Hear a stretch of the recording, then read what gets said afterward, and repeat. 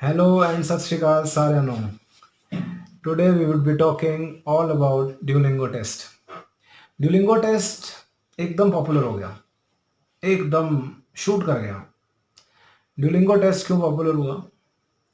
Duolingo test popular इसलिए हुआ क्योंकि कैनेडियन यूनिवर्सिटीज़ और कॉलेजेस ने इसको एक्सेप्ट करना शुरू कर दिया एडमिशन पर्पस के लिए। कोविड हुआ तो उन्होंने एक इंटरनेट बेस्ड एग्ज़ाम को एक्सेप्ट करना शुरू कर दिया।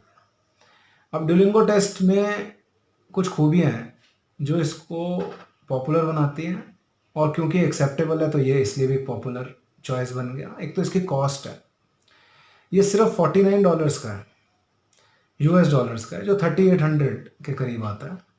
जबकि आइल्स का जो एग्ज़ाम होता है वो 13,250 मिनिमम इतना लगता है pen and paper based exam में। फिर ये आप घर बैठ के दे लो, कंप्यूटर होना चाहिए, कंप्यूटर में कैमरा होना चाहिए, इंटरनेट होना चाहिए, आप एग्ज़ाम दे दो। और इनकी वेबसाइट है, मैंने डिस्क्रिप्शन लिंक में दी है, उसके अंदर सैम्पल टेस्ट दिया हुआ है। आप कितनी बार भी सैम्पल टेस्ट से चेक कर लो अपनी एबिलिटी।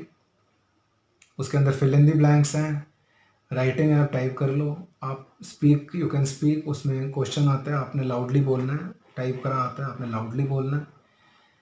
आपसे टॉपिक पूछा जाता है, 2 टॉपिक में से एक पे आपने राइटिंग करनी है, 2 टॉपिक में से एक टॉपिक पे आपने बोलना है, आपका एक तरह का इंटरव्यू है।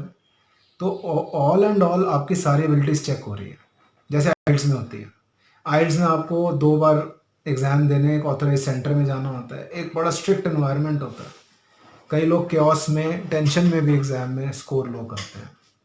कई बड़े एक हवा, जैसे आइल्स का एक हवा बन जाता है कि वहाँ जाएंगे, वहाँ पे चेकिंग होती है, टाइम लिमिट होती है, कभी हेडफोन उनका नहीं चल रहा होता, फिर आप रुक जाते हो, बड़ी चीज़ें होती हैं आइल्स के एग्ज़ाम में। स्पीकिंग के अंदर आप घबरा जाते हो on a particular day, may be a good orator, but on a particular day आप नहीं परफॉर्म कर पाते।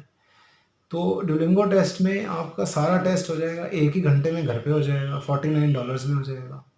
सैम्पल टेस्ट से प्रैक्टिस हो जाएगी, फिर एक्सेप्टेबल है। अब इसमें स्कोर कितना लेके आना है? स्कोर जो है वो सिर्फ 100 लाना है। इसकी 0 to 160 की एक रेंज उन्होंने बना दी। 100 लाना है अंडर ग्रेड कोर्सेज के लिए।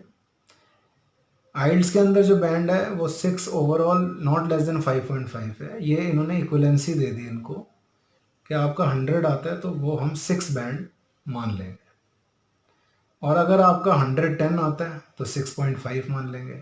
तो post graduate courses, graduate courses में आपका वो आ जाएगा। अब जहाँ 7 चाहिए वहाँ 115 के आप बियॉन्ड स्कोर कर लें। जब आप सैम्पल टेस्ट देते हो, सैम्पल टेस्ट देने के वक्त एक अप्रॉक्सीमेट स्कोर आता है। वो एक्यूरेट, ये खुद कहते हैं एक्यूरेट नहीं है, बट एटलीस्ट वो आपकी एबिलिटी आपको बता देते हैं कि आप कहाँ स्टैंड कर रहे हो। उसको प्रैक्टिस करते रहो। मेरा ये मानना है, जिसने आइल्स एग्ज़ाम की तैयारी की है, अच्छी तरह तैयारी की है, उसको ये एग्ज़ाम बहुत ईजी लगेगा। मैंने अपनी बिटिया से करवा के देखा टू चेक, और उसने भी एक अच्छा स्कोर किया, जबकि वो सिर्फ 6 स्टैंडर्ड किया। खैर उनका इंग्लिश मीडियम स्कूल है, हर बंदा इंग्लिश मीडियम में नहीं पढ़ा होता और लेटर स्टेजेस में इंग्लिश पढ़ी होती है, पर उसने भी परफॉर्म किया। तो मुझे लगा कि हाँ, मुझे ये वीडियो बनाना चाहिए, लोगों को बताना चाहिए कि यस, अगर आप आइल्स से हुआ है, आपको डर लगता है, तो एटलीस्ट इसके सैंपल वाला ट्राई करो। और उसके बाद आप, अगर आप प्लान कर रहे हो अब्रॉड स्टडीज़ करने का और वो कॉलेजेस में डुलिंगो टेस्ट एक्सेप्टेबल है, तो आप एग्ज़ाम दो, क्योंकि इसकी वैलिडिटी 2 साल है, जैसे आइल्स की है। तो ये नहीं है कि आपने आज एग्ज़ाम दिया कल इसकी वैलिडिटी ख़त्म हो जाएगी। It is still acceptable for 2 years. Golden opportunity है, डुलिंगो टेस्ट दे लो, आराम से उसके सैम्पल टेस्ट को करते रहो, जिसकी, और इसमें चीटिंग नहीं करनी है, चीटिंग बिल्कुल नहीं करनी है। आपने फोकस होके अनइंटरप्टेड 1 घंटा एग्ज़ाम देना है सिक्योर एनवायरनमेंट में। अब रिज़ल्ट्स कितनी देर में आते हैं? पहले रिज़ल्ट्स आते थे 2 दिन में, अब इनके पास इतना लोड आ गया कि वो 5 डेज़ हो गया। फिर भी ये कम है, क्योंकि आइल्स के अंदर 13 दिन के बाद रिज़ल्ट आते थे। अब जिसको चटपट काम करना है, या जिसकी डेडलाइंस नज़दीक हैं एडमिशन्स में, या कॉलेजेस की रिक्वायरमेंट है, वो एग्ज़ाम दे के फटाफट अपना भेज सकता है। अब इसमें क्या फ़ायदा है कि जब आप अपना रिज़ल्ट भेजते हो किसी यूनिवर्सिटी और कॉलेजेस को, तो वो आपका वीडियो इंटरव्यू और आपकी राइटिंग स्किल्स भी चेक कर सकते हैं। वो साथ में ही जाता है, वो उसको चेक कर सकते हैं। तो आप अपनी एबिलिटी भी दिखा सकते हो इस एग्ज़ाम को देके कि how confident and how good you are. So ये एक प्लस पॉइंट भी हो सकता है, नेगेटिव भी हो सकता है, प्लस भी हो सकता है। तो ये, और अगर आपको लगता है कि आपकी एग्ज़ाम अच्छा नहीं हुआ, मैं कहूँगा 3700 का है, आप रिव्यू करते हो, आपका ठीक एग्ज़ाम है, आप दोबारा दो एग्ज़ाम।